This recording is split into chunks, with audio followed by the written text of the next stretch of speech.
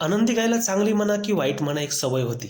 ती म्हणजे जर तिला एखादा माणूस उघडा शर्ट आणि बनियान न घातलेला दिसला की ती त्याच्याकडे जायची आणि त्याची पाठ चाटायची. ज्या लोकांना तिच्या या सवयीबद्दल माहिती होतं ते मुद्दामहून उघडे होऊन तिच्यासमोर बसत किंवा नवीन पाहुणा आला की त्याची मस्करी करण्यासाठी काही कारण सांगून त्याला शर्ट काढायला सांगत. बोलत बोलत त्याला आनंदी गायीजवळ घेऊन येत. आनंदी गाय अचानक त्याच्या पाठीला जीभ लावायची. तो नवीन असलेला पाहुणा दचके गायीला जवळ पाहताच गोंधळून जाई.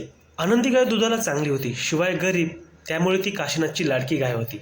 एके दिवशी काशीनाथच्या घराशेजारीच राहणारा 10 वर्षाचा मुलगा तापेने आजारी पडला. काही केलं त्याचा ताप जात नव्हता. घरातले सर्व चिंतेत होते. आनंदी गाय शेतातून घरी आली असता तिनं त्या मुलाला उघडं बघितलं आणि ती त्याची पाठ चाटू लागली. त्यामुळे तो मुलगा रडू लागला. थोड्या वेळात त्या मुलाची आई आली आणि तिने आनंदी गायला हाकलून लावलं. तिला सुद्धा आनंदी गायची ही सवय माहीत होती. तिने मुलाला शांत केलं. एका कापडाने त्याचं अंग पुसलं. अंग पुसताना तिला जाणवलं की मुलाच्या शरीरातला ताप कमी झाला आहे.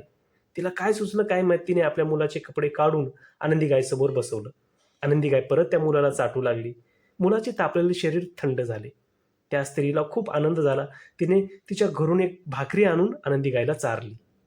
ही बातमी गावात पसरली. जिकडे तिकडे आनंदी गायची चर्चा सुरू झाली. कोणालाही ताप आला की तो आनंदी गायसमोर शर्ट काढून बसत असे आणि आनंदी गायनं त्याला चाटलं की त्याचा ताप कमी होत असे. केवळ तापेने आजारी असणारे लोकच नव्हे तर पाठदुखी, कंबरदुखी, पोटदुखीने आजारी असणारे लोक सुद्धा येऊ लागले आणि विशेष म्हणजे त्यांना गुणही येऊ लागला. यामुळे गावात असणाऱ्या डॉक्टरची चांगलीच पंचायत झाली. त्याचे सारे रुग्ण आनंदी गायला शोधत तिच्या घरी किंवा कधी कधी शेतात जाऊ लागले. गोळी घेणे नाही, इंजेक्शन नाही आणि विशेष म्हणजे एकही पैसा न देता इलाज होऊ लागला. गावातच नव्हे तर शेजारच्या गावात सुद्धा काशीनाथच्या आनंदी गायीची लोक चर्चा करू लागले. कहर तेव्हा झाला जेव्हा गावातील डॉक्टर स्वतःचा ताप घालवण्यासाठी आनंदी गायीसमोर शर्ट काढून बसला. श्रद्धा, अंधश्रद्धा किंवा विश्वास म्हणा, पण आनंदी गायीने लोकांना चाटताच लोकांचा आजार बरा होत असे. 2-3 दिवस झालं आनंदी गायीने काही खाल्लं नाही म्हणून काशीनाथनं तिला जनावरांच्या डॉक्टरला दाखवलं. डॉक्टरनं सांगितलं की तिला ताप भरलाय. त्यानं 2 इंजेक्शन दिले आणि निघून गेला. लोकांचा ताप बरा करणारी आनंदी गाय शेवटी तापेनंच मरण पावली.